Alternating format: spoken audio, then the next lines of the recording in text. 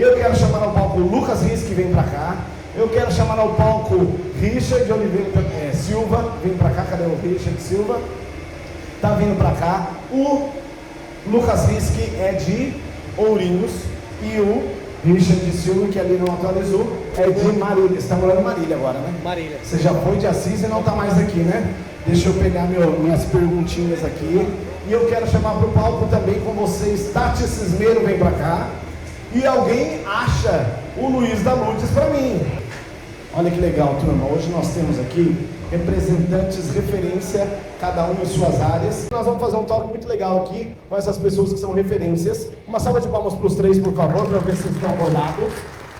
Tati Cismeiro, marketing das Casas da Avenida há mais de 18 anos, é isso, Tati? Isso mesmo, Léo. Fala um pouquinho sobre você para nós, então, para as pessoas que ainda não te conhecem, uma referência muito grande aqui na cidade de Assis, e um prazer receber você hoje aqui com a gente. Obrigado por aceitar o convite. Muito obrigada pelo convite, que veio através do Rafa, que primeiro de tudo é meu amigo e depois meu parceiro, né, parceiro da Avenida aí há mais de 10 anos. O ano que vem eu completo 18 anos da Avenida, eu sou formada em Publicidade e Propaganda, primeira turma da FEMA, fiz MBA em Marketing, Gestão de Pessoas, mas isso é só currículo, né? O que importa mesmo são as experiências que a gente tem e a vivência que a gente tem no dia a dia. Faz toda a diferença. Faz toda a diferença, né? E toda a transformação, né? Eu sou formada há 24 anos, né? Então é o marketing raiz. Né, como que isso foi se moldando, né? Hoje se fala muito em marketing 360 e é a pura verdade. E o marketing ele começa, eu sou colaboradora de uma empresa, né? Eu não sou uma empreendedora, mas eu aprendi muito, eu sou CLT, né? E tenho muito orgulho de... Intraempreendedora, com certeza. E o que eu aprendi muito com os empreendedores, né? Que eu trabalho, que são meus amigos também, né? A família para a qual eu trabalho, hoje a gente está dentro de uma hold, né? Uma empresa que teve um crescimento gigantesco aí nos últimos 3 anos, mas eu aprendi muito com eles a ter atitude de dono.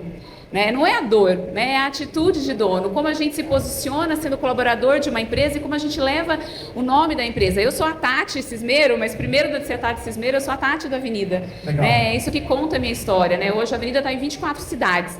Né? A Assis é uma das cidades iniciais, a gente iniciou o trabalho aqui, uma empresa de 78 anos. E como a gente conta essa história, né? Com os clientes, com os colaboradores e fornecedores. Né? Não existe marketing sem venda, não existe venda sem marketing, como não existe sem logística, sem supply, sem financeiro, sem jurídico. Muito bom raciocínio. Né? Então, assim, eu trabalho numa empresa que tem todos os departamentos que são ativos. Né? A gente sempre precisa de um departamento jurídico, seja ele interno ou seja externo, a gente precisa da contabilidade, a gente precisa do fiscal. Eu falo muito. Diferente de muitos, eu e o microfone, a gente se dá super bem. Legal. A gente está mudando aí, né, para o próximo ano, né, de uma parte fiscal, tributária pesadíssima para todos nós, né, para todo mundo que está aqui, e a gente ainda não tem informação. Né? Então, como que a gente se une, né, para o ano que vem, né, a partir do dia 20 agora, né, a gente para de receber de fornecedor para conseguir colocar uma empresa aí né, com faturamento aí de 2 bilhões no ano, mas cada um dentro da sua realidade tem a mesma dificuldade. Né? E tudo isso envolve todos os departamentos. E o marketing e vendas é quem leva isso para o cliente, porque se não for cliente, nenhum de nós estaríamos aqui. Né? Sensacional, sensacional. O Lucas Risk se apresenta para nós também, para depois a gente fazer uma rodada de perguntas. Explica para eles por que eu convidei você aqui hoje, meu amigo, assim, se explicando quem é você, de onde você é e o que você tem feito lá em Ourinhos. Eu acho que você me convidou só porque eu sou seu amigo. Isso não era pra contar. Acho que esse é o primeiro. Mas prazer, meu nome é Lucas Risk Escolaro, né? Minha família é daqui também, tem uma parte da família do meu pai é daqui. E eu estou em Ourinhos hoje, eu trabalho hoje com consultoria imobiliária. E a gente começou ali como corretor, depois imobiliário, e hoje a gente está indo para a parte de empreendimentos e parte também de prédios e loteamentos, condomínios fechados. Então a gente foi pulou um pouquinho para a incorporação. E assim, hoje eu vim pela House, né, que é uma empresa de parceiros que a gente montou, e é muito legal a ideia que você teve. Na verdade eu vim aqui para ver como vocês fazem, né, porque eu quero levar isso para Ourinhos também. Assim, a Assis está de parabéns, fomenta muito. Lá a gente está engateando, tentando começar a fomentar isso. E a House ela é um microecossistema de empresas do mercado imobiliário. Então tudo que envolve ali o mercado imobiliário, e depois a gente conversa um pouquinho mais. Exatamente. Ele já soltou uns spoilers ali. E o House 585, depois vale a pena também a gente bater um papo sobre isso, que é bem legal. Eu quero participar, ver as reuniões de lá também, porque eu falo, né? O Conectem hoje, né? Obrigado pelas palavras. É justamente a junção de muitas coisas boas por onde eu e a Raíssa passamos. Todos os eventos que a gente vai e gosta, a gente falou, opa, isso aí é Ctrl+C, Ctrl+V na lata, sem problema nenhum, não tem problema nenhum com isso. Por quê? No mundo nada se cria, tudo se copia, então eu sou um ótimo copiador e aprimorador do que eu acho que a CIS pode abraçar e tem abraçado. Então, maravilha, vamos conversar um pouquinho mais. Richard, muito obrigado por ter aceitado o nosso convite também. Faz tempo que nós estamos conversando ali digitalmente, então é um privilégio ter você aqui hoje, vindo de lá de Marília. Se apresenta para o nosso povo aqui também, Richard. É um prazer voltar à CIS, tá, pessoal? Muito boa noite, eu sou o Richard. Eu cresci, minha infância foi aqui em Assis, então eu conheço um pouquinho aqui da cidade. Foi um prazer, foi uma etapa bastante importante na vida profissional do meu pai, que inclusive veio comigo hoje, e que é um espelho para minha carreira, enfim, gostaria de enaltecer isso. E é legal, muito bom o convite, a gente está aí há cerca de 1 ano, né? Acho que em troca de mensagens. Já falando isso já? Já tudo isso, foi resgatado. Você vem pra cá ou eu ir pra lá então? Pois é, e não é longe, né? Não é longe. Olha só. Atualmente eu sou head de marketing da Cacau Foods de Marília. Talvez quem goste aqui de confeitaria, bolos e doces, conheça a nossa marca principal, que é a marca mais impactante do mercado, que é a Dona Júlia. Acho que a Tati com certeza já teve o prestígio de encontrar os nossos produtos nas gôndolas. E há cerca de 1 ano, eu, depois de 16 anos empreendendo com a Tati, e algumas formações, algumas modelações, né? O Léo falou, a gente não copia, a gente modela, né? Sempre o conhecimento do outro para aplicar nos nossos negócios. Eu decidi empreender. Então, eu já tive agência de marketing, quebrei, já tive loja de semijoia, desisti do projeto. E foram aprendizados muito valiosos, que ao longo dos 10 anos também dando aula, me possibilitaram abrir uma consultoria para a gestão de marketing, vendas, estratégia comercial. Hoje, a Oliver Consulting está embarcando para uma nova fase. 2026 certamente será o ano onde eu vou pivotar esse projeto. A minha ideia é justamente levar esse conhecimento de 16 anos dentro de Dori, Cacau Foods, a Jacto, talvez alguns conheçam aqui do ramo agrícola, para dentro dos empreendedores, para dentro dos pequenos e médios negócios. Então, é um prazer estar aqui e dividir esse palco com essas feras aqui, que a Tati, inclusive, eu admiro muito a Avenida, viu? O trabalho de vocês, na minha jornada profissional, sempre teve muito contato com o varejo dos mercadistas. Então, parabéns pela tua atuação. Eu sou fã de carteirinha. Show de bola. Então agora, apresentados os nossos convidados aqui da noite, hoje esse talk nosso ele é de inspirar, porque muitas vezes existe uma palavrinha chamada medo, que querendo ou não trava a gente em algum momento, certo? Agora, louco, Lu, aí você me assusta, pô. Eu não vou fazer evento sem você. Uma salva de palmas para Luiz da Luiz Pizza. Luiz do ecossistema de alimentos, comidas e derivados, entendeu? Que é um ambiente de tudo. Lu, seja muito bem-vindo. Muito obrigado por tudo que você tem feito por nós, pelo Conectem. E estamos aqui hoje muito animados para trazer tudo isso aqui. A bateria está acabando, convém ganhar a tomada. Faz sentido. Eric, o seu computador está acabando a bateria aqui, olha. Eu preciso do seu computador para finalizar meu evento. Não, mas dá um jeito ali, me ajuda, entendeu? Obrigado, Eric. Ó, vamos lá. E aí você volta para mim uma telinha aí. Não, eu volto porque eu tenho o passador em algum lugar do planeta. Não tenho mais o passador. Você volta aí para mim uma tela? Ó, seguinte, Lu, todo mundo aqui já se apresentou aqui no Talk. A gente está falando hoje... Bom, já a gente vai entrar no assunto do Talk especificamente. Porém, gostaria que você também se apresentasse para todos os nossos convidados, bastante convidados que estamos recebendo aqui hoje no Ludes Mangarden. Ludes Mangarden. Galera, meu nome é Luiz, sócio comercial da Ludes Pizza. Você tem que dar a cara é a minha, você tem que pagar, é com meu irmão, o bicho é enrolado, viu? Mas com dinheiro na conta ele atrasa um pouco. Bom, dá certo porque a gente é mais uma dupla, é quase 3, dá pra contar a mamãe, dá pra contar a Aninha e minha irmã, dá pra contar a galera toda, a família é muito, muito unida. E só dá certo e sobrevive num tamanho de um prédio daquele tamanho, ainda mais no mundo atual, que a gente vive no Brasil, porque é multimercado. Tem muitas coisas dentro do mesmo prédio. Então, muita gente às vezes nem sabe que a gente tem confeitaria, por exemplo, e tem açaí, e que o açaí representa, para não mentir, 20% do nosso faturamento total, o açaí que nem marca tem. Então, só dá certo, ainda que quem vá, cai o pano bianco, vai direto, sempre vê salão cheio, nossa, tá bombando não sei o quê, rapaz, não é nem 50% do que a gente faz nos bastidores em faturamento. Isso aqui já é um insight gigantesco, né, para muitas pessoas hoje que estão empreendendo em uma única coisa e ficam com o medo, que é o que eu estava falando, de talvez incluir mais outras coisas no seu modelo de negócio. Então, Luiz da Luz se juntou a nós aqui. Luiz, pula para cá, fazendo favor, para eu ficar com a rodada de perguntas aqui e vocês aparecerem ao centro. Beleza. Ó, vamos lá. Para a gente entrar no assunto aqui, o nome do talk hoje é Eu Fiz e Deu Certo. Então é justamente essa pergunta que eu quero fazer para vocês, de uma coisa que vocês se lembram, de que você lá atrás teve talvez até o medinho, tá? E você falou assim, não, isso aqui foi o que eu fiz e graças a Deus me trouxe até aqui. Inclusive, como você falou, né, Richard? Ó, esse negócio eu desisti porque eu vi que não era isso. Teve outro negócio que quebrou e a gente nunca perde, a gente só aprende, né? A gente aprende, ganha ou aprende, na verdade, né? Então, esse é a primeira pergunta de 3 rodadas que eu vou fazer para vocês. Depois dessas 3, vocês estão liberados também para levantar a mão, escolher um deles aqui e aproveitar para fazer perguntas para cada um deles aqui, fechou? O Luiz também está com o microfoninho. Você tá com o microfoninho? Ah, tá. Antes que você vai passando, você colocou aqui o pequenininho? Coloquei pequeno. Você tem que passar.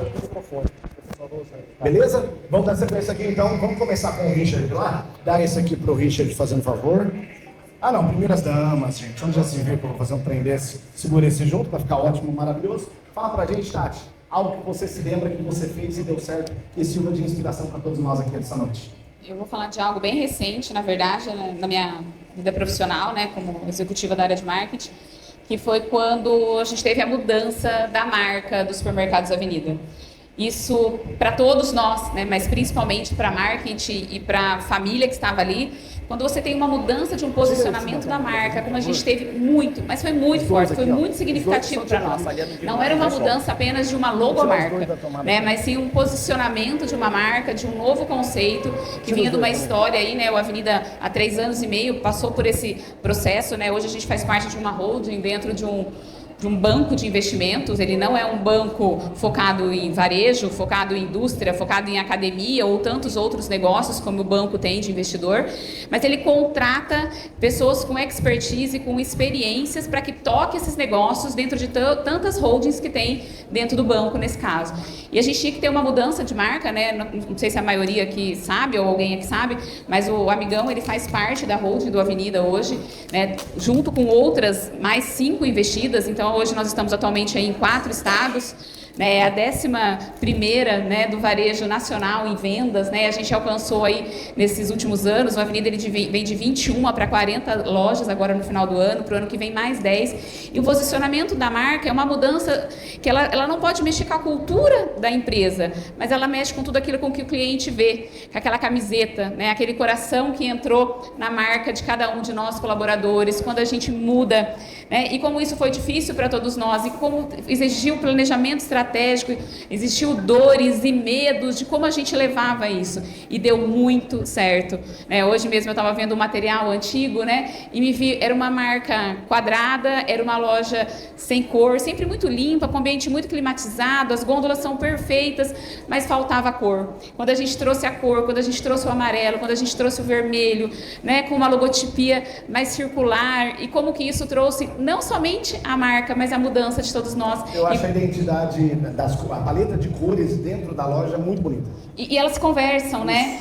Por que a floricultura é daquela cor, o hortifruti é daquela cor, o açougue, não é só porque a carne é vermelha, né? Mas assim, é que dá aquela sensação de pertencimento, de conforto, de experiência. Então, assim, de tudo que eu já vivi na minha vida, que tudo é uma construção da nossa história, né? Mas a mudança da marca, ela foi muito forte para todos nós. Ela não mexeu na nossa cultura, claro que mexe em marcas, que mexe com fornecedores. Eu acredito que dentro do varejo supermercadista, ele é o que mais se envolve fornecedores, né? A gente tem fornecedores, né? Hoje no total são mais de 25 mil fornecedores, né? Parceiros, né? Atuantes 2.500, mas quantos passam por ali? Número de SKUs, né? EANs únicos, né? E como isso envolve todo mundo, né? Envolve a indústria, envolve planejamento estratégico com fornecedores, né? Em marcas, e como que tudo isso foi se conversando, né? Como hoje você vê uma marca que elas conversam muito mais com as grandes da indústria, né? No meu a gente fala muito de marca porque não tem como, né? Quando você fala de uma Nestlé, de uma Unilever, de uma JBS, quando você vai para um grande evento, a maior feira que existe no Brasil, ela é supermercadista, né? Ela reúne empresários supermercadistas, não somente do Brasil, mas da América Latina, América do Sul inteira, né? E como isso faz a diferença. Mas de tudo isso, assim, que deu certo e que mais gerou medo mesmo e insegurança, porque nós acreditamos, né? Nós levamos isso para o nosso cliente, nós estávamos lá com a Tati do Avenida, tantos outros do Avenida mostrando essa marca. Então, toda mudança, ela gera um desconforto, mas ela é necessária. Se não fosse essa mudança, não estaríamos onde estamos hoje. Nossa, sensacional. Merece uma salva de palmas, eu acho, hein? Muito obrigado, Tati. Muito obrigado mesmo. Lucas, mesma pergunta para você, no nome do nosso talk. Fala uma coisa que você hoje olha para trás e falou assim, cara, fiz isso aqui e deu certo. Cara, minha vida, minha família árabe, né? A parte árabe veio do Líbano, meu avô sempre com lojinha e tal. Então a gente sempre empreendeu em vários ramos aí. Mas eu acho que a última, vamos falar assim, que eu fiz, e até hoje eu sou casado e minha esposa me ajuda em toda a tomar, minha sócia me ajuda em toda a tomada de decisão, foi criar a House. Porque eu senti uma necessidade muito grande, a gente fazia uma venda de um imóvel de terceiro, às vezes um imóvel bem localizado, aqui em Assis tem vários, bem localizados, mas imóveis antigos. E aquela pegada de fazer um retrofit, de pegar aquele imóvel e supervalorizar ele, são poucas pessoas que fazem. E eu era só o corretor vendendo um imóvel. Mas aí o cliente vinha com essa necessidade, poxa, uma fachada, um blindex, e eu como sempre enveredei por essa área, eu falei, nossa, se colocar uma porta de vidro aqui, um móvel planejado, valoriza demais, e realmente valoriza o imóvel. Aí eu tinha um espaço onde era a nossa empresa, que era uma franquia americana na época, uma imobiliária, uma franquia americana. Eu peguei e falei assim, cara, não está dando mais certo, vamos montar um outro grupo aqui de parceiros, que eu já fazia muita parceria com eles. Foi aí que foi a ideia de montar a House. E assim, a gente fez sem pensar muito como seria, era 4 amigos, era só 4 amigos. Um colocou o blindex e tal e decoramos. E aí foi daí onde é engraçado, porque às vezes no mercado imobiliário, tem um colega nosso aqui, né, uma imobiliária, às vezes, ele é um mercado muito fechado, as imobiliárias não são muito de fazer parceria, os corretores é difícil. E aí quando a gente desapega, acho que esse é o grande X da questão, quando a gente desapega e abre mesmo a porta da casa... Eu acho que essa palavra vocês têm que pegarem ela, desapegar. Porque muitas vezes a gente está muito apegado a uma coisa só. A gente sofre e dá certo. A vida do empreendedor é esse, né, paga boleto, termina o mês e começa de novo, e essa roda gigante, mas a gente, em alguns momentos, a gente tem que desapegar, dar uma refrescada na cabeça e falar assim, estou no caminho certo, e aí depois esse desapega continua. E é saber deixar levar, deixar ir, porque se Deus está tirando da nossa vida, não adianta você querer segurar a informação, querer segurar demais, não adianta, é saber deixar levar, e aí você acaba colhendo bons frutos, né? E aí foi de onde vieram parceiros que eu nunca imaginava. Assim, poxa, como que essa pessoa como que ela quer colocar móveis de decoração que ela tem, como que ela quer decorar meu showroom? Você não vai cobrar nada? Não. Ela colocou mais de 150 mil de móveis lá. Eu falei, caramba, então assim, aí o meu cliente quando chega lá, ele fala, nossa, o que é isso aqui? E aí a gente montou esse grupo pequeno, e aí conforme um foi chamando o outro, hoje a gente tem as empresas eu não montei esse grupo para grandes empresas, eu montei esse grupo para micro, pequenas empresas do meu segmento, porque as grandes empresas já tem o showroom delas, já tem o espaço, já tem o nome delas, então era mais um grupo ali. E aí a última semana retrasada, a maior empresa do setor lá, que é de esquadrias de alumínio, a gente vagou, deu um espaço que o nosso parceiro mudou e tal. E aí essa empresa, que é uma das maiores, já tem parceria com todo mundo, com os maiores arquitetos, eles quiseram entrar no grupo. Aí eu falei, caramba... É essa hora que você pensa isso aqui, né? Fiz e deu certo. É essa hora que eu penso isso. Sensacional, muito obrigado. Uma salva de palmas para o Lucas. Tem que ter coragem. Richard, na sua história de idas e vindas aí, que todo mundo tem esse momento de desistir de um negócio, o outro quebrou, mas a gente prefere não falar, né? Geralmente a gente dá uma escondidinha nessa época obscura, e você, a primeira coisa que você falou foi essa mesmo. Conta um pouquinho pra gente algo que você se orgulha, que você fez, e hoje você fala, ainda bem que eu fiz aquilo que deu certo hoje. É até antagônico, né? Eu como consultor de negócios falar que eu já quebrei negócios, né? Então, mas é o que o Lucas falou, a gente tem que desapegar. Existem projetos ou métodos ou maneiras que muitas vezes a gente insiste, né, e persiste e não busca talvez um conhecimento ou um apoio, uma orientação, e vai persistindo até que de fato você se desgasta e aí, enfim, a gente acaba lamentando, né, os negócios começarem e não conseguirem perdurar. É que é da nossa natureza, você tem. Mas conta pra gente então algo da sua experiência. Da minha experiência, e aí minha experiência rapidamente, acho que algo que eu pude vencer é algo que talvez a grande maioria aqui tenha, que é medo de se expor ou falar em público. Que entre os medos, né, mais comuns entre o ser humano, de falar em público está ali no ranking do top 3. Eu tive uma oportunidade, através de um networking, e a importância do networking, pessoal, eu sempre fui sempre busquei fazer muito relacionamento nos ambientes por onde eu estive. Na faculdade, foi assim. Pós-faculdade, uma amiga da faculdade, que trabalhava no Senac, me chamou para dar uma aula. Olha, existe uma oportunidade aqui para dar uma aula no Senac, você não quer fazer um teste? Eu, muito acanhado, apesar de falar, né, conversar com as pessoas, Falei, mas eu tenho medo de me expor, de falar no público, né? Vai lá, vai dar certo, você conhece, você sabe o tema, dá uma aula e você vai ser avaliado. Eu venci esse medo, passei nesse teste, fui muito bem, modéstia à parte, estava seguro sobre o que eu precisava falar, que era sobre marketing e vendas, e fui logo dar o primeiro pilar, que é o empreendedorismo. Minha formação em administração de empresas, então a base de empreendedorismo eu tinha para transmitir. Já vivenciava a empresa, trabalhava na Jato na época, falei, vamos lá, né? Alguma coisa eu consigo transmitir. E foi apaixonante, gente. O mercado da educação foi transformador para mim. 12 anos depois, e ao longo desses 12 anos, eu já tive a bênção de poder partilhar conhecimento com mais de 500 alunos nessa jornada, são 12 anos lecionando, e eu digo que o conhecimento, a busca pelo conhecimento foi o meu principal propulsor para empreender dentro das empresas por onde eu passei. E eu tenho convicção muito clara que essa busca por sempre, todos os anos, ir atrás do conhecimento, para poder modelar, levar para as turmas, foi me dando também oportunidade para crescer nas empresas por onde eu passei. Então eu tenho convicção clara que vencer esse medo trouxe muito mais ganhos, né? A gente às vezes fica preocupado com o impacto do negativo, mas não olha para o quanto positivo pode ser. Então a exposição, principalmente vocês empreendedores, né, que são a cara do negócio, é fundamental o posicionamento, né? A gente tem aqui o marketing e vendas, né, o casal que fala muito sobre posicionamento. E se a gente, como empreendedor, não se posiciona, o nosso cliente vai olhar para quem está se posicionando. Então, vencer essa barreira, para mim, foi fundamental. Me ajudou e tem me ajudado, até então, a empreender, a empreender, e agora um novo projeto de levar toda essa experiência para também outros empreendedores trilharem também, né? Vários insights aí. Vocês viram só como a importância do networking, das conexões que você fez, de realmente ter coragem, destravar a comunicação é algo extremamente importante, e não tenho dúvidas que tudo que você estudou, né, e procurou se desenvolver pessoalmente, profissionalmente, fez com que você realmente destravasse e estivesse assim hoje, dando aula de comunicação em Aratuá, como você fez muito bem. Obrigado. Muito obrigado, muito obrigado. Devolve o microfone para nós aí, para o Luiz agora, fazendo um favor. Uma salva de palmas também, obrigado. Luiz, então, você, com certeza, eu acho que você vive essa gangorra todo dia de boas decisões e malucas decisões, de que você pode olhar para trás assim, pode ser uma semana ou lá atrás. Uma coisa que você pode compartilhar com a gente aí, de coisas que você tem feito, vocês têm decidido e tem dado muito certo para inspirar essa turma nossa aqui. Eu não vou falar tão bem quanto a Tati, mas eu posso afirmar, assim com o nosso amigo Richard, que a exposição da imagem, a partir do momento, próximo do segundo ano, quando a gente começou a dar a cara, colocar a imagem no nosso perfil para expor o que a gente vende, como a gente vende, e às vezes até o erro nosso, exemplo, eu errei com o cliente X, o cliente X, aqui ó, a minha cara, eu errei com você, tá aberto para todo mundo ver, eu errei por isso, isso e aquilo, mas a minha tratativa é essa, sabe?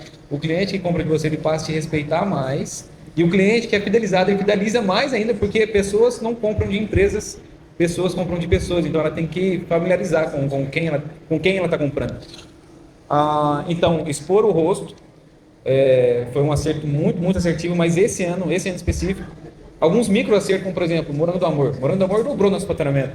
Colocar o Morango do Amor na pizza, que foi uma ideia da minha mãe.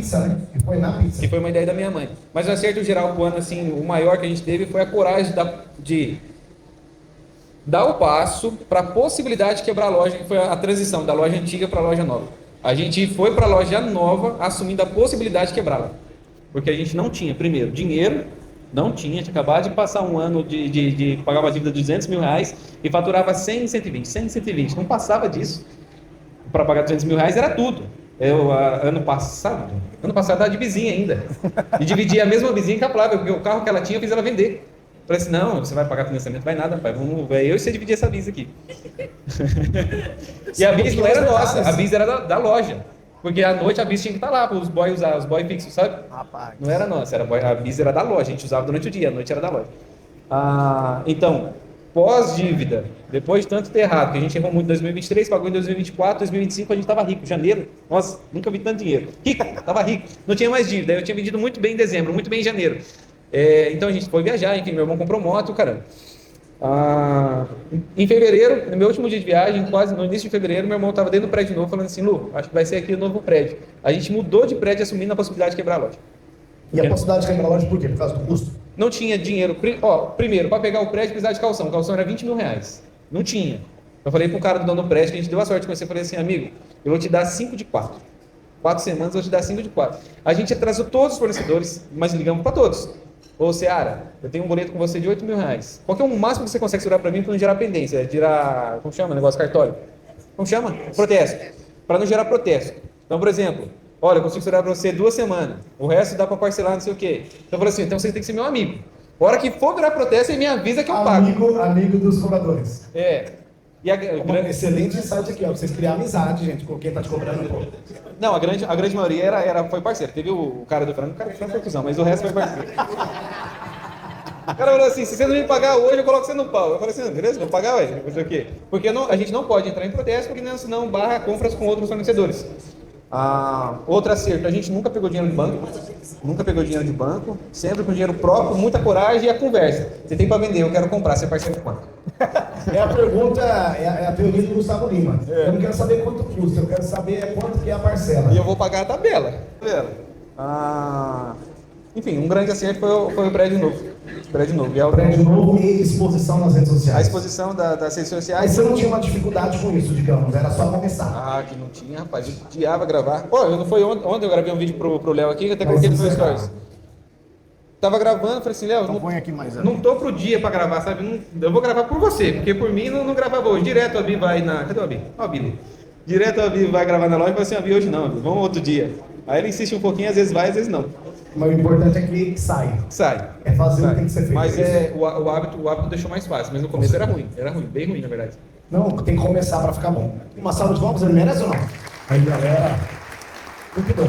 Então, vamos começar uma nova rodada de perguntas aqui, que é a seguinte agora, ó, pra vocês três a mesma. E vocês vão pensando de vocês aí. Teve alguma decisão que na época quase ninguém concordava com você, mas hoje você olha para trás e pensa, se eu não tivesse feito aquilo, nada disso aqui hoje existiria. Você pode começar, que você já está com o microfone. Posso começar. Eu posso citar, eu não sei se meu vô está aqui, eu vou, mãe.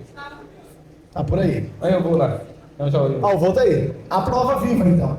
A prova viva. Inclusive na historinha nossa, do nosso jogo americano. Quando eu deixei a faculdade para vender ainda bombom, a gente produzia bombom de 20 gramas para vender em restaurantes, né? A gente vendia já, depois de um tempo, em Assis, Cândido Mota, Paraguaçu e Marília. Foi a melhor fase da minha família. Sabe que você ir no mercado, você não sei se eu quero... você não precisa olhar pro preço. E lá no Mercado Avenida não olha pro preço. Juro. A gente adorava o Mercado Avenida porque eu acho muito bonito. Eu tenho segurança comprando na Avenida, inclusive carne nossa, a gente traz de lá hoje, pega de lá. Foi uma fase muito boa do bombom. E eu falei assim, olha, o bombom me remunera mais do que a engenharia vai me remunerar no futuro. Rapaz. Então tinha os amigos ali que recém-formados, eu falei assim, não, essa galera não tá ganhando o suficiente pro que eu consigo fazer dentro de casa. Então eu vou deixar a engenharia. A minha mãe não queria, porque o sonho da minha mãe acho que segue sendo, mas ela infelizmente não vai ter na gente, um filho formado. Né? Eu lembro da minha mãe, primeiro dia de faculdade, minha mãe me levou na escola, me levou chorando na faculdade, feliz que estava me levando na faculdade. Isso ela não vai ter da gente, tadinho. E o vovô não apoiou não, falou assim, você vai deixar de ser engenheiro para vender bombom.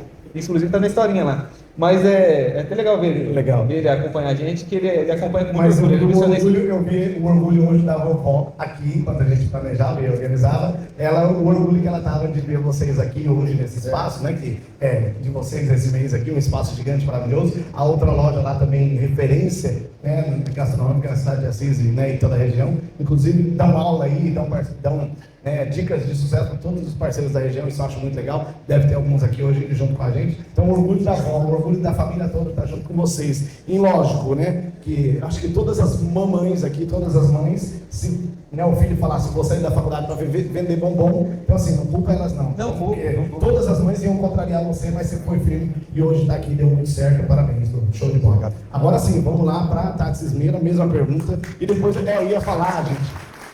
Mas vocês são legais. Eu ia falar pra gente juntar uma palma bem forte no final da rodada, mas do jeito que vocês quiserem, eu aceito, eu gosto. Mesma pergunta, vou repetir para facilitar a vida aí do raciocínio. Teve alguma decisão que na época quase ninguém concordava com você, mas hoje você olha para trás e pensa, se eu não tivesse feito aquilo, nada disso aqui existiria hoje. Conta pra gente. Eu trabalho com mídia, né? Então, assim, numa grande empresa, você sabe que o investimento em marketing, no meu caso, né, do varejo em geral, né, da maioria, é 0,6, né? Então, pensa aí no faturamento, Rafa sabe bem, né, Rafa, qual que é o nosso investimento em mídia. E quando teve essa mudança da mídia off, né, que nada mais é do que TV, rádio, né, que é a mídia tradicional para o online. Né? Isso que você falou, quando você coloca a sua cara. Quando eu cheguei com uma proposta lá e falei assim, olha, a gente tem que ir para o digital, a gente tem que estar, né, isso há 5, 6 anos atrás, a gente tem que investir mais no Facebook, né, investir mais no Google. Né? Você tem que fazer uma procura no Google lá de cerveja em Assis e apareceu a Avenida. Primeiro, ninguém acreditava, porque era novo para todo mundo.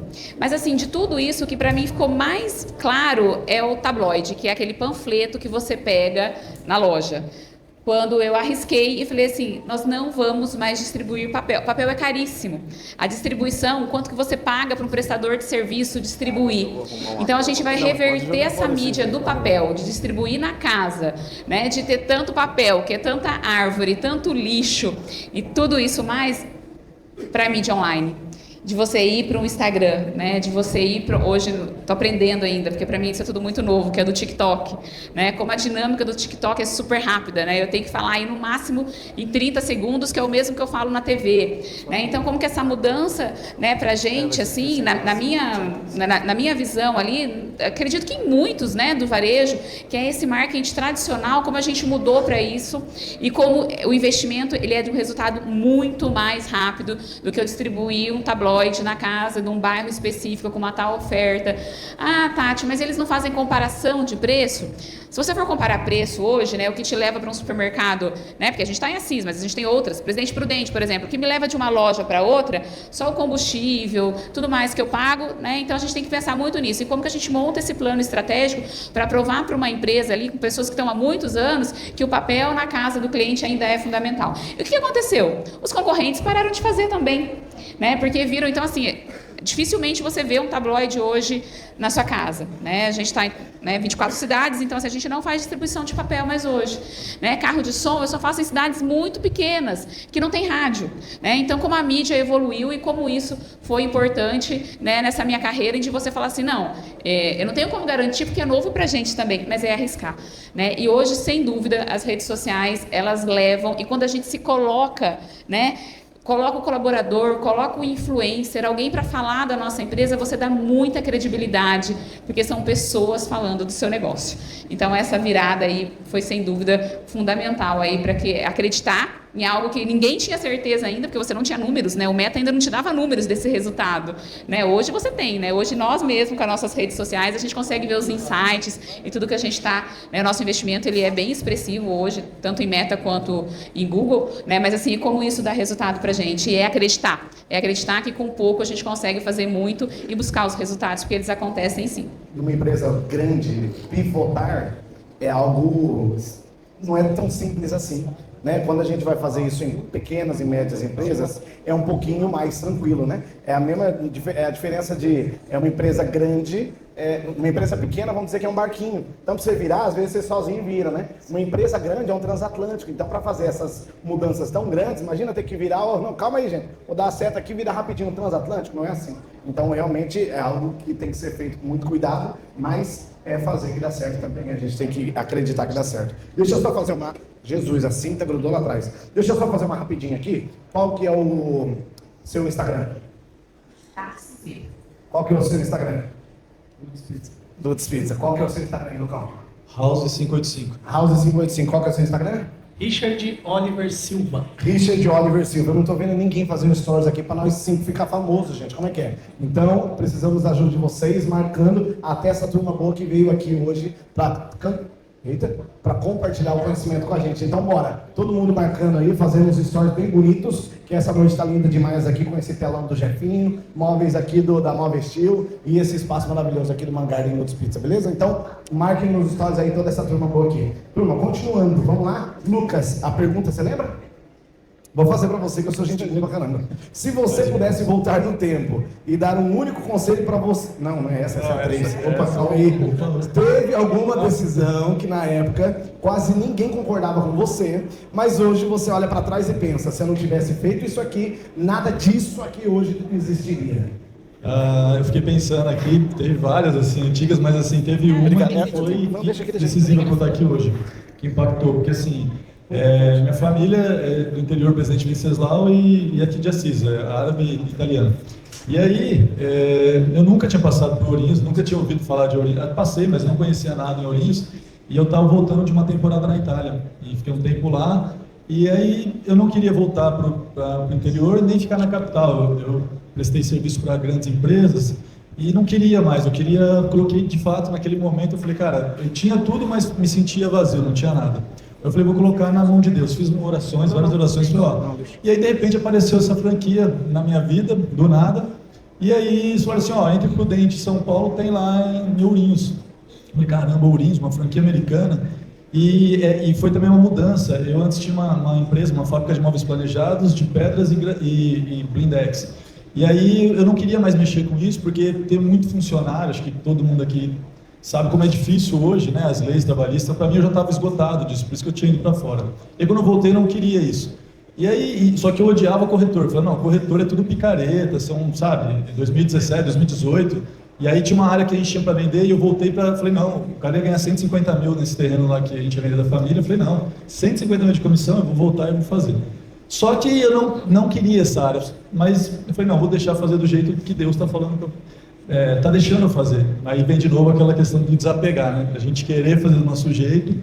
E aí acabei parando em Ourinhos. E quando eu cheguei em Ourinhos foi muito engraçado, porque umas semanas, 15 dias antes, eu estava em Milão, estava em Roma, e aí de repente eu estava em Ourinhos. Aí meus amigos todos, pô, o que você está fazendo aí, cara? Você está preso? O que aconteceu e tal? Era muito engraçado, assim, foi engraçado. Aí eu fiquei 6 meses, falei, não, é só 6 meses que é para aprender o mercado imobiliário. E foi essa decisão que eu tomei que transformou tudo a minha vida. Antes eu tinha 33 anos quando cheguei lá, nunca casei, nunca tinha filhos, e aí de repente, em 6 meses, 1 mês, assim, 2 meses, conheci a mulher da minha vida, me transformou, aí em 1 ano veio um filho, depois veio outro, e assim, hoje eu estou com um empreendimento lá, um empreendimento que a gente já fez 80% das reservas, de 97 milhões. E agora a gente vai fazer mais um empreendimento, que são mais 57 milhões, isso é em Ourinhos e outro em Salto Grande. E aí, tanto que eu fugia do interior, porque eu falava, meu interior, tal, meu avô ralou demais, meu tio aqui tem a Brasinter, uma empresa de produtos químicos e tal, eles tiraram leite de pedra, sabe, mas foram bem sucedidos. Só que eu falei, cara, se eles estivessem em São Paulo, numa capital maior, ia ser muito mais fácil, então eu sempre fugi do interior. E aí foi no interior onde eu tive todo esse sucesso.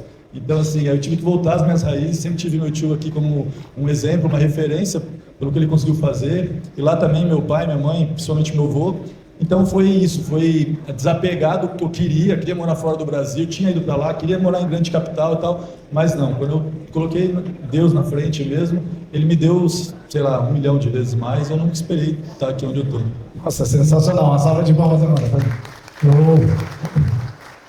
Muito bom, Lucão. Vai lá, deixa eu repetir a pergunta que eu sou capaz de repete que para não falar besteira, né? Exato. Teve alguma decisão que na época quase ninguém concordava com você, mas hoje você olha para trás e pensa, se eu não tivesse feito aquilo, nada disso aqui existiria. Quando você fez a primeira vez, o Lucas falou assim, rapaz, são tantas, né? Que foi bom eu ser o último, porque aí eu consegui escolher uma talvez a mais importante delas. Eu tive agência, então, como eu falei, em 2007 para 2008. Depois eu já tinha o CNPJ da Semijoia, que nós fechamos há pouco tempo.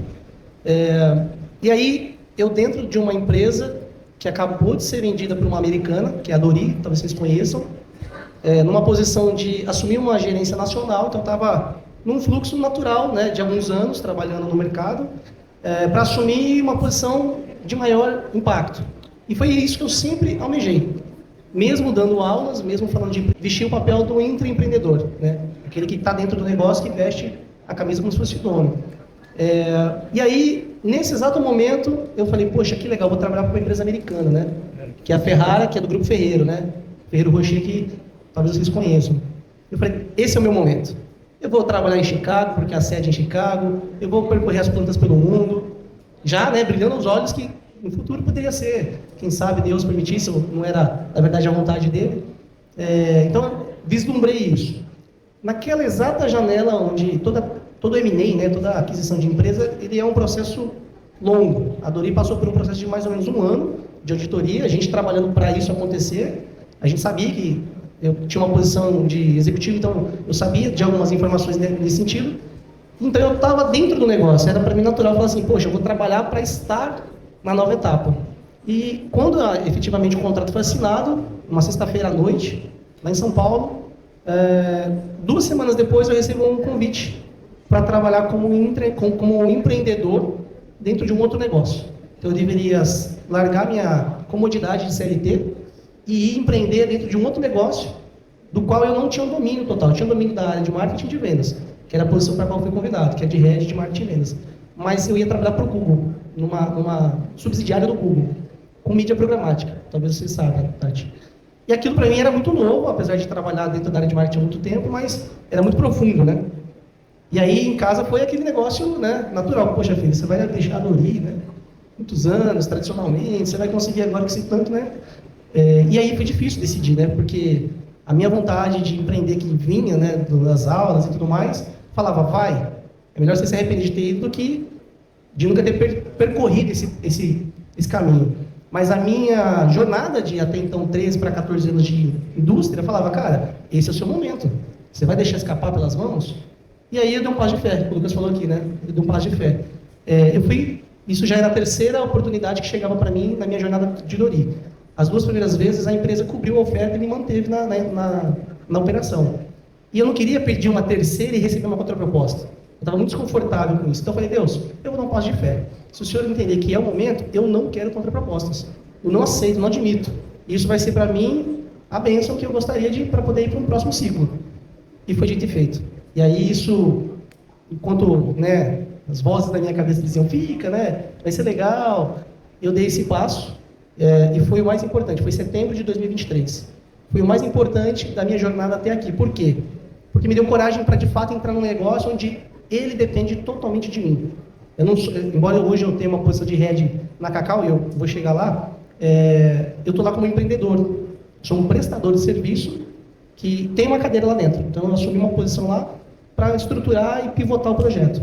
Mas hoje eu respiro de fato a independência de ser empreendedor. Não estou parado por uma CLT, não que isso seja ruim, mas eu vivi essa jornada falando de empreender. Meu primeiro curso de empreendedorismo foi para uma turma de esteticistas.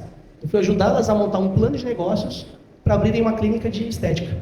E isso há 12, 13 anos atrás. Então, quando isso aconteceu para mim, eu falei, cara, tudo dava para eu não ir. Eu dei um passo de fé e, assim, financeiramente isso foi surreal, muito melhor do que o plano. Economicamente falando, óbvio, mas emocionalmente, segurança de você fazer, e acho que é uma coisa que a grande maioria aqui busca, né? Propósito e realização. Porque a hora que a gente, de fato, tá ali no game, jogando o jogo, empreendendo, correndo risco junto, você vê que o seu esforço gerou resultado e você se sente satisfeito pelo propósito de estar naquele projeto. Depois da empresa que eu dei esse passo, que é lá de Marília, aí a Cacau me chamou para o projeto, então hoje eu empreendo dentro da Cacau e mais as consultorias que me permitem também transitar entre outros negócios. Então, foi um negócio bastante desafiador e deu certo. Show de bola. Agora, turma, é o seguinte, ó, eu vou fazer a terceira pergunta, mas antes de eu fazer a terceira pergunta, que vai ser uma rapidinha para a gente finalizar, uma mensagem muito boa para vocês trazerem, tanto para todos, inclusive para vocês mesmos. Você quer fazer uma pergunta? O microfone tá aí. Eu quero só fazer uma pergunta para a Tati, porque assim, como eu não sou daqui, e aí a rede de mercados da Avenida, amigão, eu vi essa mudança que vocês fizeram na forma, até no layout da loja e tal, só que tem uma questão, vocês têm lojas você tem a loja física, e ela está num bairro, e geralmente se você elitiza demais a loja, você está num bairro que não é tão elitizado, você perde quase toda a clientela para um de esquina, que a pessoa se sente mais confortável. Lá em Assis lá em Ourinhos eu sei as lojas onde são, e não são lojas nos bairros mais centrais, assim. Só que vocês viraram a chave lá. E aí, como que foi isso? Porque vocês não ficaram com medo de perder? Porque, na verdade, lá em Ourinhos o que aconteceu? Muita gente sai das lojas mais centrais para ir na de vocês, pelo que vocês estão oferecendo hoje. Mas numa empresa tradicional, família, como que foi mudar isso, assim? Realmente, né? Foi não somente em Ourinhos, né? Hoje em Ourinhos a gente tem 4 lojas, né? Teve uma última loja lá de aquisição, que era o antigo La Vila, né? Que era uma loja assim totalmente diferente, né? Um ambiente escuro, desde piso, teto rebaixado. Então teve toda uma mudança muito parecida aqui com o do Avenida Plus, né? Então assim, uma mudança muito significativa. O cliente no primeiro impacto, a mudança, ele gera nele uma insegurança, porque parece que é mais caro. A partir do momento que eu entro numa loja que está com ambiente climatizado, que está com o ar-condicionado ligado na minha temperatura, eu me sinto retraída por ela. Mas eu vou voltando e vou criando o hábito, né, de entender que aquela loja é muito mais do que uma venda de produto, ela também vende um serviço, né, que é uma qualidade no produto, e ele volta. Mas realmente acontece. Aconteceu em Ourinhos, como aconteceu em Presidente Prudente, uma loja de bairro que a gente tem lá, num bairro bem mais afastado do centro. A mudança foi muito significativa, né? No primeiro impacto, a hora que eu olhava aquela fachada, ele tem medo de entrar. Mas quando ele entende que aquilo é preparado para ele, né, que aquilo não mudou o preço, a gente não aumentou, eu tenho um investimento, porque é uma empresa que tem um investimento, eu tenho uma investidora por trás. Então eu não tenho que tirar nada, nem levar nada para o cliente para poder mudar o preço e a qualidade, né, todos os serviços e aumentar o número de marcas, né, e tudo mais. Mas a primeira percepção é essa. É a mesma coisa quando a gente chega numa cidade, como a gente chegou em Santa Cruz do Rio Pardo, que o supermercado da Avenida era o shopping. A gente só tinha movimento a partir das 18 horas, porque o cliente ia para casa tomar banho para ir no supermercado. Né? Hoje a gente já está há 10 anos lá. Né? Então, assim, são esses paradigmas e essas crenças que o próprio cliente acaba acreditando, mas depois ela é quebrada. Quando você muda de um espaço, eu entendo que a sua pizzaria hoje ela está mais cara. Ela está no espaço mais central, ela tem uma iluminação mais bonita, ela está com uma fachada mais bonita, mas aí a gente se quebra quando a gente vê e fala assim, você não mudou nada no seu preço, né? Você aumentou o seu mix de produto, você está oferecendo mais, mas é a percepção inicial e que a própria equipe, os próprios colaboradores, tudo isso a gente vai quebrando. Sensacional, muito boa pergunta. Faz mais uma aí. Eu escrevi 2 aqui para o Luiz, eu escrevi 2, mas eu vou perguntar uma aqui. Luiz, se hoje você tivesse que começar de novo, do zero, assim, vendendo bombom, qual seria a primeira decisão que você tomaria, já pensando em criar uma empresa já, vamos falar da Luz, por exemplo? Qual a decisão assim, que você tomaria quando você tivesse começado do zero de novo? Muito bom. Uma que eu não erraria.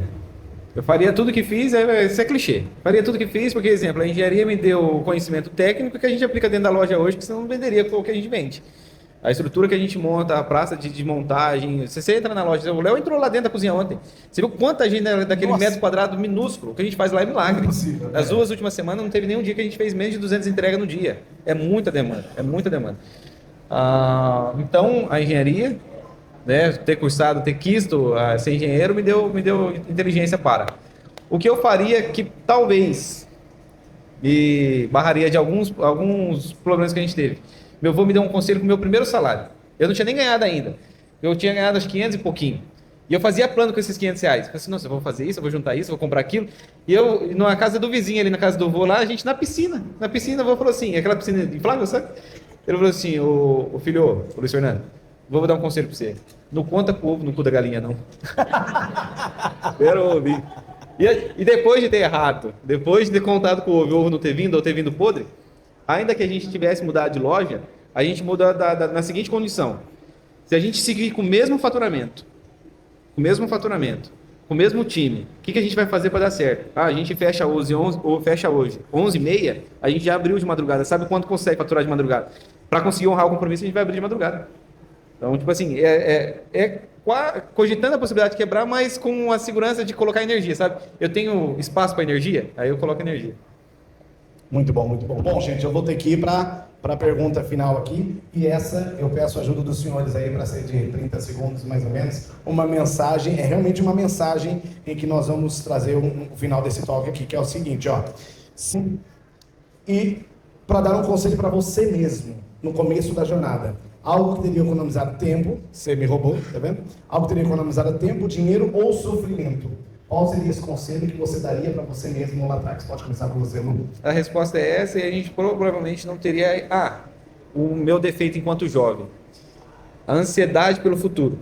Então, por exemplo, a gente, enquanto jovem empreendedor, a minha crença era, quem tem um tem dois, quem tem dois tem três, a gente abriu 2 lojas, depois de ter mudado de um prédio, que a gente pagava R$1.000, um prédio para pagar 3 mil por 10 meses o aluguel, mais o valor da compra do ponto, mais entrada, não sei o que, investimento, iluminação, ar-condicionado. Ainda com todo esse processo, eu abri 2 lojas. Uma era Satuba e uma em Londrina. Empolgou. Quem tem um tem 2, quem tem 2 tem 3. Essa era a minha inteligência na época. Foi a minha cagada em 2023. Então, se eu pudesse não fazer essa cagada, se bem que ela me deu experiência. Mas essa judiou da gente. Então, qual seria o seu conselho? Essa foi a história da vizinha, um ano de 2024 inteiro. Conselho, então, para você mesmo lá de trás? Escutar meu avô. Escuta seu avô. Aí, bom, salva de palmas aqui, cara. Muito bom, muito bom. Vai, de novo, se você pudesse voltar no tempo e dar um conselho para você mesma no começo da jornada, algo que teria economizado tempo, dinheiro ou sofrimento. Qual seria esse conselho, Tati? É o que você falou, né? Só acontecendo para a gente saber. Mas tenha conhecimento, aprenda com a sua equipe e delegue, não centralize. Eu fui muitos anos centralizadora, não centralize. Faça a gestão da sua equipe, tenha conhecimento, adquira conhecimento com os seus colaboradores e delegue. A gente não tem condição de assumir e centralizar tudo. Delegar é evoluir. Olha só, salve de palmas. Obrigado, Tati. Muito bom. Lucas Riskhausen 585, se você pudesse voltar no tempo e dar um único conselho para você mesmo no começo da jornada, algo que teria economizado tempo, dinheiro ou sofrimento. Qual conselho seria esse? Cara, a gente como empreendedor, até falei pro nosso amigo aqui, a gente às vezes é muito... Para ser empreendedor você já tem que ser um pouco cabeça dura, um pouco louco, né? Então o empreendedor já é assim. Mas eu era demais até, eu queria matar tudo no peito e fazer acontecer e eu pensava que eu conseguiria resolver todas as coisas e tal. E hoje olhando, muito tempo depois do que passou, ainda mais agora, minha esposa mostra muito isso para mim, na verdade, assim, o conselho que eu dou é nunca desistir, porque que nem o pessoal, quando eu lembro na franquia, eles falavam isso. O pessoal da dança da chuva dos índios, né? Eles não é assim, traz chuva, eles trazem a chuva, porque eles dançam até a chuva chegar. Então nunca desista, pode acontecer qualquer coisa, nunca desista e sempre confie, não só nos seus instintos ou em você, sempre confie em Deus. Porque se você é fiel, parece que é clichê falar assim, mas quando eu de fato coloquei ele em primeiro lugar, as outras coisas aconteceram de um jeito muito melhor do que se eu tivesse planejado eu não conseguiria. Show, Lucas, obrigado, meu querido. Obrigado. Richard Silva, repita a pergunta ou não precisa? O conselho? Um conselho que você teria com você mesmo lá no começo da jornada. Eu teria assumido o protagonismo mais cedo. Gostei. A gente se coloca, né, muitas vezes em alguns projetos, a gente tem, como a colega colocou ali, né, várias ideias, mas a gente é muito moroso, né, no processo. Né? A gente coloca ela, vamos ver a condição melhor, vamos ver o melhor momento, os melhores recursos. E eu posterguei muito essa demanda de empreender, de fato, de arriscar, desde as outras. Eu fui abrir a agência porque eu trabalhava na Jato, a Jato encerrou a nossa unidade de negócio. Eu estava desamparado, falei, e agora? Eu precisei ter, né, um desespero para poder tomar uma ação. Depois que o empreendedorismo com semijoia foi uma oportunidade, mas a gente não colocou a energia que precisava. Então, na jornada, a gente sabe onde a gente precisa colocar o nosso foco. A gente sabe onde a gente precisa colocar o nosso protagonismo, que é basicamente você assumir a autorresponsabilidade. Então, eu teria feito isso mais cedo, Léo. Teria me projetado mais para essa vida de empreendedor, de colocar esse conhecimento, né, que ao longo eu também fui adquirindo, mas como empreendedor hoje, mais vivendo isso na pele, eu sei que o movimento acontece quando eu me coloco em movimento. E se eu me coloco em movimento, é natural que o resultado muda. Então, meu conselho para mim mesmo, para os amigos aqui, é se coloquem em movimento e assumam o protagonismo do negócio de vocês, sem dúvida. E esse foi o talk da 30ª edição do Conectando de hoje. Uma foto de nós todos aqui, por favor. Obrigado a vocês todos. Vamos tirar uma foto umas 5. Obrigado, Luiz. Obrigado, Tati. Obrigado, Lucas, por ter vindo de Ourinhos. Obrigado, Richard, por ter vindo de Marília. Foi sensacional. Não, tá ótimo aqui.